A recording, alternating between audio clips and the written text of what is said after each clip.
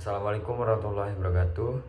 Perkenalkan, nama saya Arkan Ali dengan NIM B1B12345 dari Program Ilmu Studi Pemerintahan Universitas Jambi.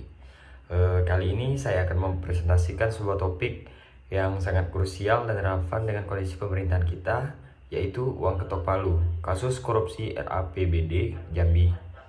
Kasus ini menjadi sorotan karena menggambarkan secara jelas bagaimana praktik korupsi dapat merusak tatanan pemerintah daerah. Melalui presentasi ini, saya akan mengupas tuntas kronologi, modus operandi, dampak serta strategi pencegahan yang bisa kita lakukan untuk melawan korupsi. Mari kita mulai pembahasan ini dengan latar belakang kasus yang menarik perhatian banyak orang.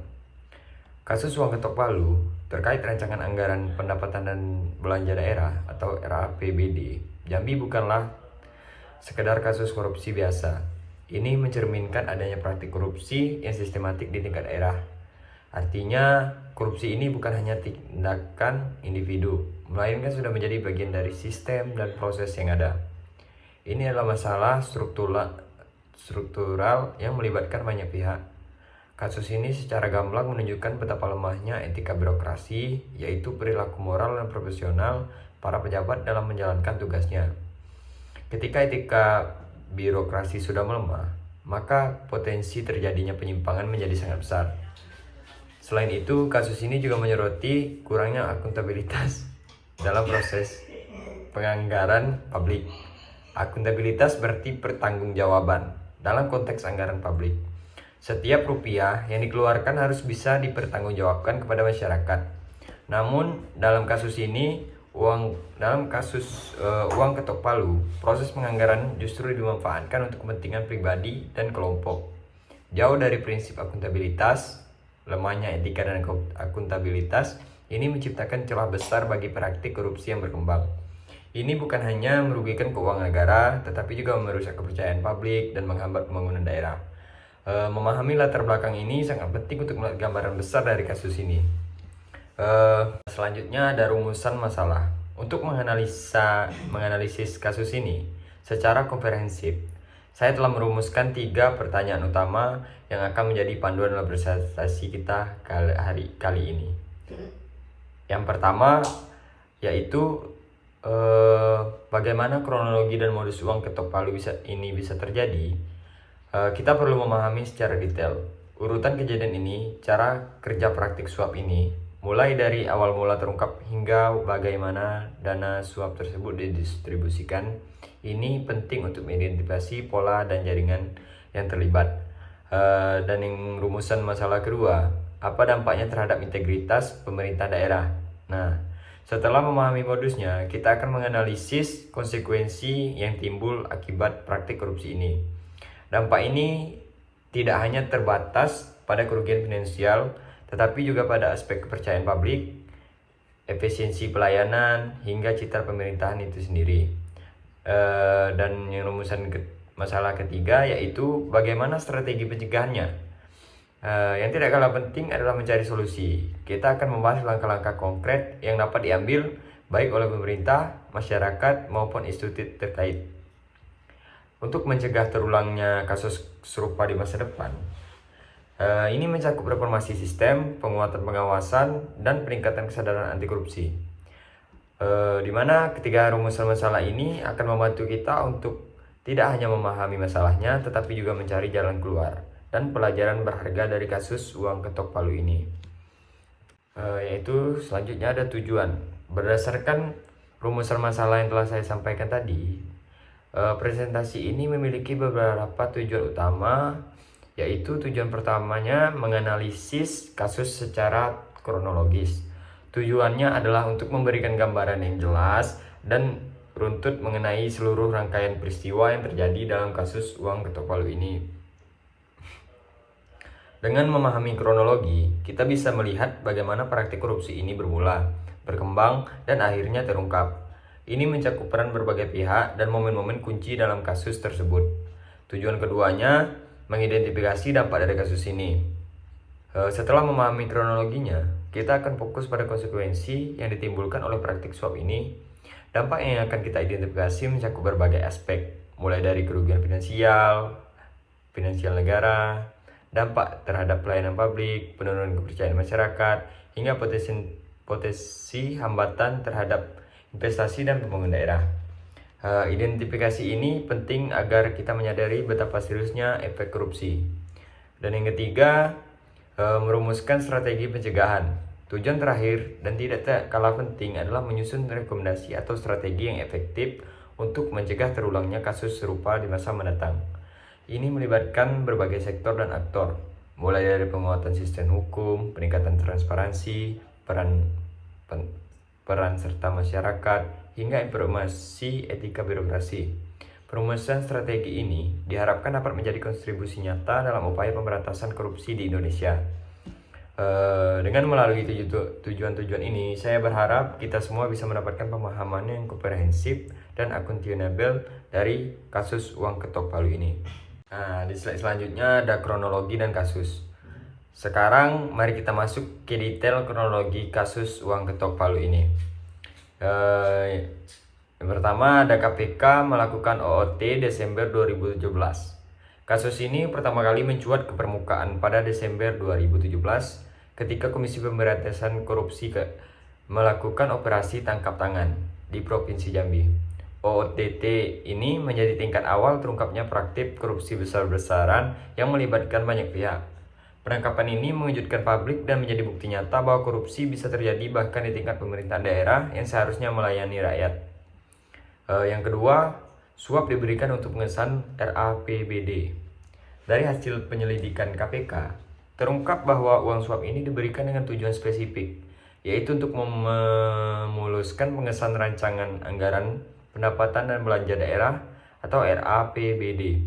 Ini berarti bahwa proses legislasi dan penganggaran yang seharusnya transparan dan untuk kepentingan publik justru menjadi ajang transaksi gelap. Uang ini diberikan sebagai pelicin agar anggaran disetujui sesuai keinginan pihak eksekutif. Yang ketiga, melibatkan eksekutif, legislatif, dan kontraktor. Modus operandi kasus ini sangat sistematik dan melibatkan tiga pilar utama: pihak eksekutif atau pemerintah provinsi, legislatif, anggota DPRD, dan pihak swasta, ada kontraktor. Pihak eksekutif ini diduga mengumpulkan dana dari proyek-proyek pemerintahan, kemudian disalurkan kepada anggota legislatif sebagai imbalan atas persetujuan anggaran. Sementara itu, kontraktor kemungkinan besar mendapatkan jaminan proyek atau keuntungan lain dari skema ini. Keterlibatan ketiga pihak ini menunjukkan adanya jaringan korupsi yang kuat dan terstruktur. Dan yang keempat, Zumi Zola dijatuhi hukuman pidana. Dalam pengembangan kasus ini, mantan gubernur kita di Jambi saat itu, Zumi Zola, juga terbukti terlibat dan akhirnya dijatuhi hukuman pidana. Keterlibatan Zumi Zola sebagai kepala daerah menunjukkan bahwa praktik korupsi ini mencapai level tertinggi dalam struktur pemerintahan. Dan ini menjadi contoh pahit tentang kegagalan etika kepemimpinan dan pentingnya integrasi bagi seorang pejabat publik. Hukuman yang dijatuhkan kepadanya diharapkan dapat memberikan efek jera bagi pelaku korupsi lainnya. Kronologi ini memberikan gambaran yang jelas mengenai bagaimana praktik uang ketok palu ini terjadi dan siapa saja yang terlibat di dalamnya. Selanjutnya, dampak terhadap pemerintahan. Kasus uang ketok palu ini menimbulkan dampak yang sangat merugikan, tidak hanya dari segi finansial, tetapi juga terhadap sendi-sendi pemerintahan secara keseluruhan. Mari kita lihat dampaknya satu persatu. Yang pertama yaitu rusaknya integritas dan kepercayaan publik. Ketika praktik suap terjadi dalam pengesahan anggaran, integritas pemerintahan daerah langsung tercoreng. Pemerintah yang seharusnya bersih dan berpihak pada rakyat justru terlibat dalam praktik kotor. Hal ini secara otomatis merusak kepercayaan publik terhadap lembaga-lembaga pemerintahan seperti DPRD dan kepala daerah. Masyarakat akan skeptis dan kehilangan keyakinan bahwa wakil mereka benar-benar bekerja untuk kepentingan umum. Dan yang kedua, pelayanan publik tidak efisien. Dana yang seharusnya dialokasikan untuk meningkatkan kualitas pelayanan publik seperti pendidikan, kesehatan, atau infrastruktur justru diselewengkan. Akibatnya, proyek-proyek penting bisa terbengkalai, kualitas layanan menurun, atau bahkan dana tersebut tidak sampai kepada masyarakat yang membutuhkan. Ini menjadi pelayanan publik tidak efisien dan tidak optimal, sehingga masyarakatlah yang menjadi korban utamanya. Yang ketiga, menurunnya investasi.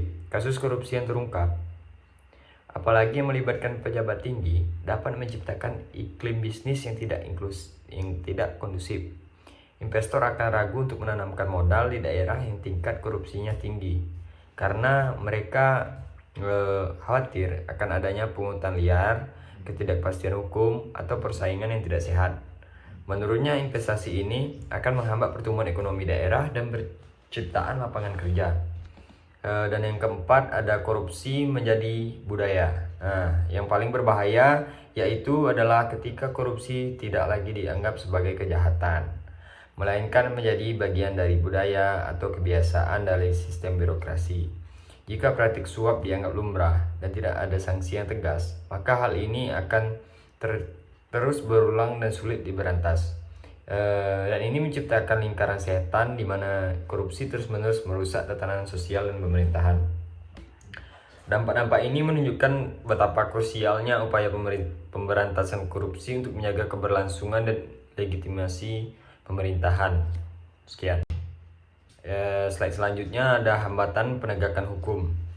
Meskipun upaya pemberantasan korupsi terus digalakkan, ada beberapa hambatan signifikan dalam penegakan hukum terhadap praktik korupsi seperti uang ketok palu, yaitu yang pertama, jaringan kekuasaan yang kuat. Salah satu hambatan utama adalah adanya jaringan kekuasaan yang kuat antara politisi, birokrat, dan pelaku usaha. Jaringan ini seringkali saling melindungi dan menutupi tindak korupsi yang dilakukan. Korupsi dalam skala besar seringkali terorganisir dan melibatkan banyak pihak dengan posisi strategis sehingga sulit ditembus oleh aparat penegak hukum. Dan yang kedua, kurangnya efek jerah. Meskipun sudah ada penangkapan dan hukuman, terkadang sanksi yang diberikan dirasa belum memberikan efek jerah yang maksimal. Jika para koruptor merasa bahwa risiko yang mereka hadapi lebih kecil dibandingkan keuntungan yang didapat, maka mereka akan cenderung mengulangi perbuatannya. Penting untuk memastikan bahwa hukuman yang dijatuhkan benar-benar menimbulkan rasa takut dan penyesalan, maka sebaiknya dilakukan hukuman mati sih. Dan yang ketiga, DPRD terlibat dalam kasus ironisnya lembaga legislatif, yaitu DPRD, yang seharusnya menjadi pengawas terhadap penggunaan anggaran oleh eksekutif, justru terlibat langsung dalam kasus uang ketok palu. Ini adalah masalah besar karena lembaga pengawasan justru menjadi bagian dari masalah itu sendiri. Hal ini melemahkan sistem pengawasan dan kontrol dalam pemerintahan. Dan yang keempat, lemahnya pengawasan internal. Sistem pengawasan internal di lembaga pemerintahan daerah seringkali masih lemah dan kurang independen. Unit-unit pengawasan internal bisa saja tidak memiliki wewenang atau sumber daya yang cukup untuk membongkar praktik korupsi dari dalam. Selain itu, ada potensi konflik kepentingan jika pengawasan internal tidak sepenuhnya independen dari pihak yang mereka awasi. Hambatan-hambatan ini menunjukkan bahwa pemberantasan korupsi memerlukan pendekatan holistik dan komitmen kuat di berbagai pihak. Slide selanjutnya yaitu strategi pencegahan. Melihat berbagai dampak dan hambatan yang ada, diperlukan strategi pencegahan yang komprehensif untuk memerangi korupsi politik di daerah. Yang pertama, transparansi dan digitalisasi anggaran. Langkah pertama dan paling fundamental adalah memperkuat transparansi dalam pengelolaan anggaran. Ini bisa dicapai melalui digitalisasi seluruh proses penganggaran dengan sistem digital. Setiap rupiah yang masuk dan keluar, serta setiap proyek yang direncanakan dapat dipantau dan diakses oleh publik secara real time. Ini akan mempersempit ruang gerak bagi praktik penyelewengan. Dan yang kedua ada e-budgeting dan e-planning. Implementasi e-budgeting dan e-planning adalah kunci untuk mencapai transparansi tersebut. E-budgeting membuat proses penyusunan anggaran menjadi lebih terbuka dan dapat diawasi. Setiap item anggaran harus jelas peruntukannya. Sementara e-planning memastikan bahwa setiap program dan proyek perencanaan pembangunan terekam dan dapat dipertanggungjawabkan, sehingga mencegah adanya proyek fiktif atau markup anggaran. Dan ketiga, pendidikan anti korupsi. Pencegahan korupsi juga harus dimulai dari akar, yaitu melalui pendidikan anti korupsi.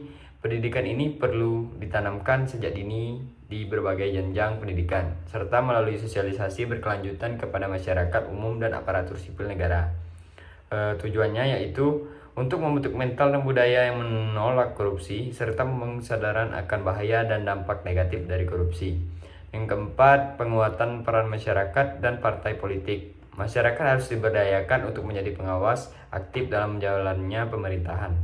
Mereka harus berani melaporkan indikasi korupsi dan menuntut akuntabilitas. Peran media juga sangat penting dalam menyebarluaskan informasi dan mengedukasi publik.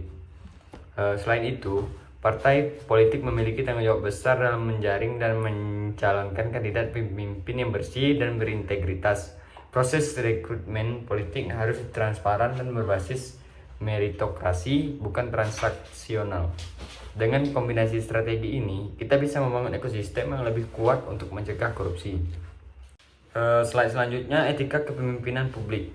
Kasus uang ketok palu dengan keterlibatan Zumi Zola secara spesifik menyoroti pentingnya etika dalam kepemimpinan publik. Pertama, kasus korupsi Zumi Zola cermin kegagalan moral. Korupsi yang dilakukan oleh mantan gubernur Zumi Zola adalah cerminan nyata dari kegagalan moral seorang pemimpin. Meskipun memiliki popularitas dan citra positif di mata publik, ia tidak mampu menjaga integritasnya saat memegang kekuasaan. Dan ini menunjukkan bahwa popularitas dan kemampuan politik saja tidak cukup jika tidak disertai dengan fondasi etika yang kuat.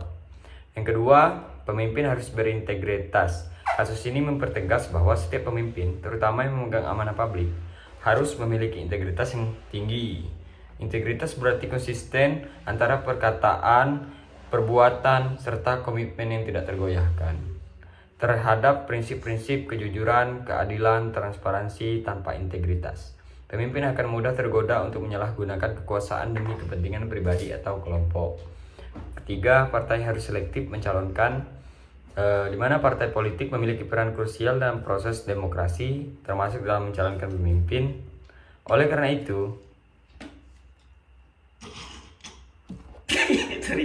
partai harus selektif dalam memilih dan mengusung kandidat untuk jabatan publik. Proses seleksi harus didasarkan pada rekam jejak integritas, kompetensi, dan komitmen terhadap pelayanan publik, bukan hanya popularitas atau kemampuan finansial. Dan yang keempat, sistem seleksi harus berbasis etika, lebih dari sekedar selektivitas partai. Sistem selektif pemimpin secara keseluruhan harus berbasis etika. Ini berarti bahwa dalam setiap tahap seleksi, mulai dari internal partai hingga pemilihan umum, harus ada mekanisme yang memastikan bahwa calon pemimpin memiliki nilai-nilai moral yang kuat dan tidak memiliki rekam jejak korupsi. Hal ini bisa dilakukan melalui verifikasi yang ketat, partisipasi publik dalam penilaian, dan penegakan aturan yang tegas. Membangun etika kepemimpinan adalah investasi jangka panjang untuk pemerintahan yang bersih dan berwibawa. Selanjutnya, kesimpulan. Sebagai kesimpulan dari presentasi saya kali ini, ada beberapa poin penting yang dapat kita tarik dari kasus uang ketok palu di Jambi. Kasus korupsi di Jambi bersifat sistemik. Kasus ini membuktikan bahwa praktik korupsi di Jambi, khususnya dalam proses penganggaran, bukanlah insiden terisolasi, melainkan bersifat sistemik. Ini berarti korupsi sudah mengakar dan melibatkan berbagai aktor serta tingkatan dalam pemerintah. Dampak luas terhadap pelayanan publik. Praktik uang ketok palu ini memiliki dampak yang sangat luas, terutama terhadap kualitas layanan publik. Dana yang seharusnya digunakan untuk mensejahterakan masyarakat dan pembangunan infrastruktur justru diselewengkan, mengakibatkan terhambatnya pembangunan dan menurunnya kualitas hidup masyarakat. Perlu reformasi tata kelola publik penting.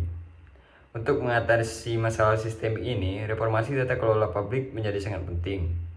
Ini mencakup perbaikan sistem penganggaran, pengawasan, serta peningkatan akuntabilitas dan transparansi di semua lini pemerintahan daerah. Pendidikan dan partisipasi publik